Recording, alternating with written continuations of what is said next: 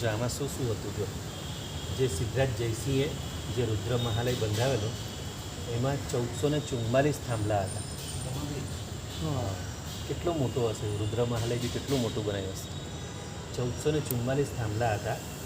એમાં 100 પૂતળીઓ હતી, 18 મણિમાણેકના સ્વયંવર હતા, 30,000 ધજાદંડ હતા, 10,000 સોનાના કળશ હતા અને 56 કરોડ હાથી ઘોડા, આ બધા કોતરણીમાં માર્બલમાં બધી કોતરણી, એમાં 56 કરોડ હાથી ઘોડા.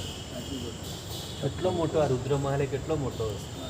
અને વચ્ચે આપણે એકવાર વાત નીકળેલી ને કે જેમણે આ રુદ્ર મહાલય બંધાવ્યું એની પેઢીમાં, એ સોમપુરાની પેઢીમાં પછી પેલાને શોધી અને પછી આ દેરાસર બનાવ્યું પેલું કયું માંડવગઢનું દેવગીરીનું.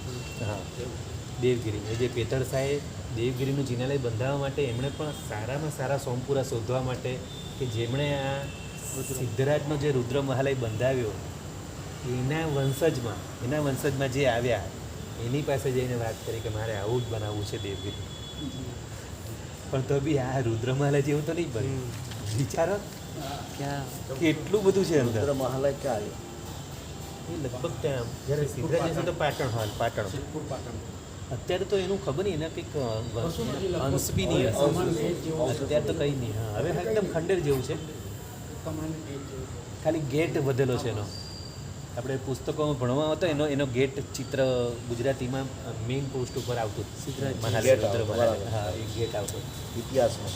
હા, તો એમાં 1444 થાંભલા, 100 પૂતળીઓ, 18 મણિમાણેકના સ્વયંવર બી કેવા મણિમાણેકના સ્વયંવરો બનાવેલા એવા કેટલા 18, અને 30,000 ધજાદંડ, 10,000 સોનાના કળશો 10,000, અને સૌથી વધારે કોતરણીમાં 56 કરોડ હાથી ઘોડા.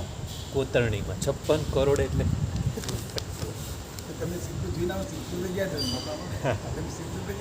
હા, સિદ્ધપુર અમે છે ને પછી ટ્રેનમાં એવું હતું કે સિદ્ધપુર ટ્રેન ઊભી રહી નથી એટલે પાલનપુર ઉતરવું પડ્યું.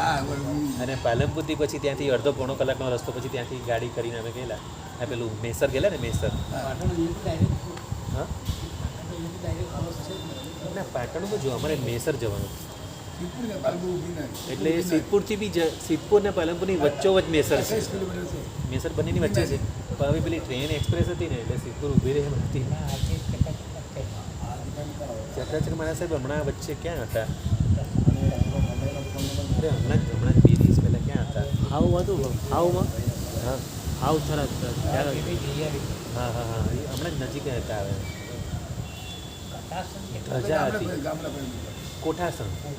કોઠાસના હતા હમણાં. ત્યાં બી ધજા હતી કોઠાસના.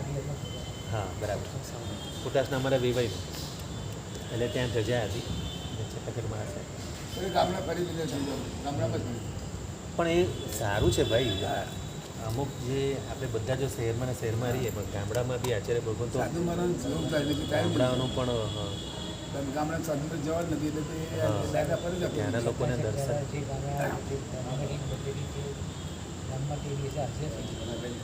જે કામે મીઠું બધું બધા કરવાનું એટલે બીજું કામ ચાલે જ કરે.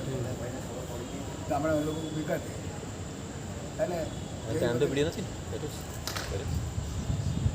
ચાલ આપણે સીધા જ હવે એક પ્રશ્ન, કોઈ પ્રશ્ન બાકી છે આગળ? તો એક નવો પ્રશ્ન કરીએ કાલ માટે પૂછવા.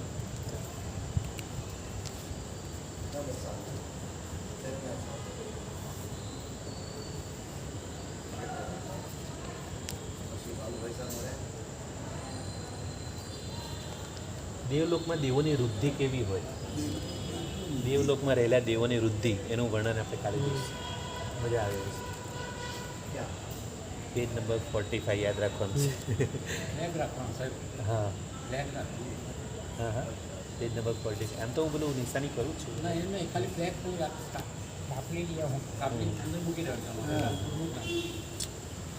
દેવલોકમાં દેવોની વૃદ્ધિ જોરદાર. અને પછી ઇન્દ્રની પણ વૃદ્ધિ બને સાથે જ છે. ઇન્દ્રની વૃદ્ધિ દેવોની. ચાલો કાલે જોઈશું આપણે. બરાબર, ચાલો. જીના જ્ઞાવરી બોલાય તો ઈચ્છા નહીં.